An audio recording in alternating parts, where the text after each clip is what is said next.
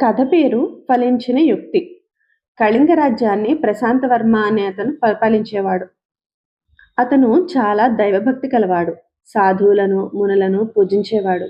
దానిని ఆసరాగా తీసుకుని అనేక మంది దొంగ సాధువులు కూడా అతన్ని పూజలు అందుకుని సత్కారాలు పొందేవారు. ప్రశాంతవర్మకు రాజపురోహితునిపై చాలా నమ్మకం, గౌరవం ఉండేది. ఆయన ఏది చెప్తే అది చేసేవాడు. ఆయన చెప్పిన పని గురించి, మంచి చెడ్డలను గురించి అస్సలు ఆలోచించేవాడే కాదు. రాజపురోహితుడంటే రాజుకి అంత మూఢభక్తి. రాజపురోహితుడు, ఆ రాజ్య ప్రధానమంత్రి శివవర్మ ఇద్దరూ కలిసి మంచి మిత్రులు. వాళ్ళిద్దరూ కలిసి మహారాజు గారి అమాయకత్వాన్ని ఆసరా చేసుకుని, మంచితనాన్ని ఉరుసుగా తీసుకుని అధికారాన్ని తమ గుప్పిట్లో పెట్టుకున్నారు. చట్టం పేరుతో ప్రధానమంత్రి, దైవం పేరుతో పురోహితుడు ఆ రాజ్య ప్రజలను దోచుకోసాగారు. తమను ఎదిరించిన వారిని నిర్దాక్షిణ్యంగా శిక్షించేవారు. ఒకరోజు మహారాజు సభ తీరి ఉండగా ఒక నూనె గానుగులో పనిచేసే వ్యక్తి, ఒక ధనవంతుడు రాజుగారి సభకు వచ్చారు. గానుగులో పనిచేసే అతని చేతులు నూనె కారుతూ ఉన్నాయి. అతను రెండు చేతులు జోడించి, మహారాజా, ఈయన ఒక వడ్డీ వ్యాపారి.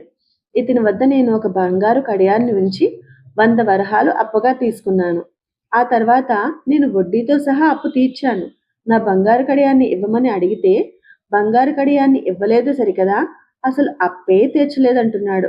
నాకు తమరే న్యాయం చెప్పాలి మహారాజా అని అన్నాడు. మంత్రిగారు గానుగి వ్యక్తితో, నీవు అప్పు తీర్చుకున్నట్టుగా ఏదైనా సాక్ష్యం ఉందా అని అడిగాడు. లేదన్నాడు గానుగి వ్యక్తి. అప్పుడు మంత్రి ఆ వడ్డీ వ్యాపారిని చూస్తూ, అతను నీ అప్పు తీర్చిన మాట వాస్తవమేనా అని అడిగాడు. దానికి వడ్డీ వ్యాపారి, ఇతను నాకు 1 వరహా కూడా ఇవ్వలేదు. ఇంకా నయం, నా దగ్గరున్న సంచిలోని ధనమంతా తనదే అనలేదు అని అన్నాడు వ్యంగ్యంగా. రాజపురోహితునికి బాగా తెలిసినవాడు వడ్డీ వ్యాపారి. ఆ విషయం మంత్రిగారి చెవిలో చెప్పాడు. మంత్రిగారు వెంటనే తీర్పు చెప్పారు. ఇతని దగ్గర తగిన సాక్ష్యం లేనందువల్ల ఇతని మాటలు మేము నమ్మడం లేదు. కావున వడ్డీ వ్యాపారికి ఇవ్వవలసిన అప్పును తీర్చిన పిదప బంగారు కడియాన్ని తీసుకోవచ్చు అని మంత్రి తీర్పు చెప్పాడు. ఆ తీర్పును విన్న వ్యాపారి ముఖంలో ఆనందం వెలిసింది. గానుగి వ్యక్తి తన కష్టార్జితం పోయిందని ఆవేదన పడ్డాడు. సభలో ఉన్న వారెవ్వరూ మాట్లాడలేదు. ఇదంతా గమనిస్తున్న సభలోని కేశవుడు అనే వ్యక్తి ముందుకు వచ్చి, మహారాజా, మీరు అనుమతిస్తే గానుగ వ్యక్తి తన అప్పును తీర్చినట్టుగా సాక్ష్యం చూపించగలను అని అన్నాడు. రాజపురోహితుడికి, మంత్రిగారికి ఆ మాటలకి కోపం వచ్చింది. మహారాజు కేశవుడికి అనుమతిచ్చారు. కేశవుడు వడ్డీ వ్యాపారి వద్ద ఉన్న డబ్బుల మూటను తీసుకుని రాజభటుల చేత ఒక వెడల్పాటి పాత్రను తెప్పించాడు. దాని నిండుగా నీరు పోయించాడు. ఆ నీటిలో సంచిలోని వరహాలను పోశాడు. అందరూ అతను చేస్తున్న పనిని గమనిస్తూ ఉన్నారు. కొంతసేపటికి నీటిపై నూనె తెట్టులాగా తేలింది.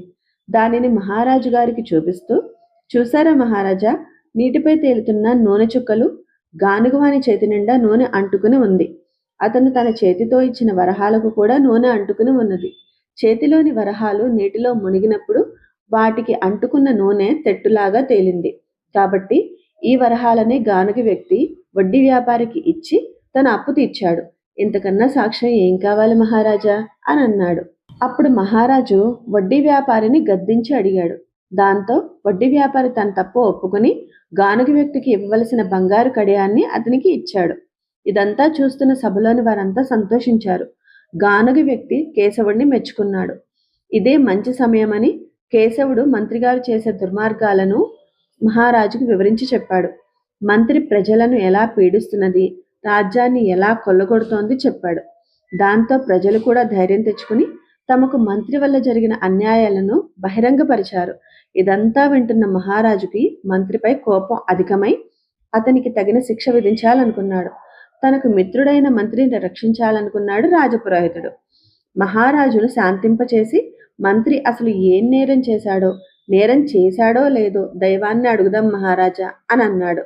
రాజపురోహితుని మాటలకు మహారాజు గారు ఎదురు చెప్పలేక సరే అన్నాడు. దేవి విగ్రహం ముందు హోమగుండం ఏర్పాటు చేశాడు. రాజపురోహితుడు ఏవేవో పూజలు చేశాడు. 2 కాగితాలపై ఏదో రాసి వాటిని ఉండలా చుట్టి ఒక పళ్ళెల్లో పెట్టి దేవి విగ్రహం ముందు పెట్టాడు. తర్వాత మహారాజు వైపు చూస్తూ, మహారాజా, ఈ 2 కాగితాలపై ఒకదానిలో మంత్రి దోషి, అతని తల నరకండి అని, రెండవ దానిపై మంత్రి నిర్దోషి, అతనిని వదిలేయండి అని రాశాను. వీటిలో ఏదో ఒక దానిని కేశవుడు తీసి దానిలో ఉన్నది చదివి చెప్తాడు. దానిలో ఉన్నదే దేవి ఆజ్ఞ. ఆమె ఆజ్ఞను మనమంతా ఆచరించాలి అని అన్నాడు రాజపురోహితుడు. మహారాజు అందుకు అంగీకరించాడు. మంత్రి పురోహితుడు ఇద్దరూ సంతోషించారు. ఆ 2 కాగితాలపై మంత్రి నిర్దోషి అని రాసి ఉన్నదనే విషయం మంత్రికి తెలుసు. అందుకని ధైర్యంగా మహారాజుతో, మహారాజా, దేవి ఆజ్ఞ ప్రకారం నేను దోషినైతే నా తల నరికించండి, లేకపోతే నాపై అసత్య ప్రచారం చేసిన కేశవుడి తల నరికించండి అని మంత్రి అన్నాడు. కేశవుడు ఆలోచించాడు. దీనిలో ఏదో మర్మం ఉందని గ్రహించాడు. వీటిలో ఏ కాగితం తీసినా మంత్రి నిర్దోషి అని వస్తుంది. అప్పుడు తన తల ఎగిరిపోతుంది. రెండింటినీ తీసి చూపిద్దామంటే రాజుగారు ఒప్పుకోరు. ఇలా ఆలోచిస్తూ అతనికి చక్కని ఉపాయం తట్టింది. పళ్ళెంలోని ఒక కాగితం ఉండని తీసి దేవికి నమస్కరిస్తూ ఆ కాగితం హోమగుండంలో పడేట్టుగా జారవిచ్చాడు. కేశవుడు వెంటనే, క్షమించండి మహారాజా, పొరపాటున కాగితం చేజారిపోయింది అన్నాడు. అయినా పర్వాలేదు, పళ్ళెంలో మిగిలిన కాగితం చదివితే విషయం ఏంటనేది తెలిసిపోతుంది అని రెండవ కాగితాన్ని తీసి మడతలు విప్పి అందులోని విషయాన్ని పైకి చదివాడు. దానిలో మంత్రి నిర్దోషి అని, అతనిని వదిలేయండి అని ఉంది. ఆ మాటలు విన్న మంత్రి ముఖం విచ్చుకుంది. అంతలోనే కేశవుడు, మహారాజా, నేను తీసిన మొదటి కాగితంలో విషయం దీనికి వ్యతిరేకంగా ఉంటుంది కదా, అంటే మంత్రి దోషి తల నరకండి అని ఉంటుంది కదా అన్నాడు. మహారాజు కూడా ఆ విషయాన్ని అంగీకరించాడు. రాజపురోహితుడు, మంత్రి తమ పథకం పారనందుకు బాధపడ్డారు. దేవి ఆజ్ఞను మేరడం రాజ్యానికి అరిష్టం అంటూ మహారాజు తన వరలోని ఖడ్గంతో మంత్రి తలను నరికాడు. రాజపురోహితుడు భయంతో పారిపోయాడు. రాజ్యానికి పట్టిన పీడ వదిలినందుకు ప్రజలంతా సంతోషించారు.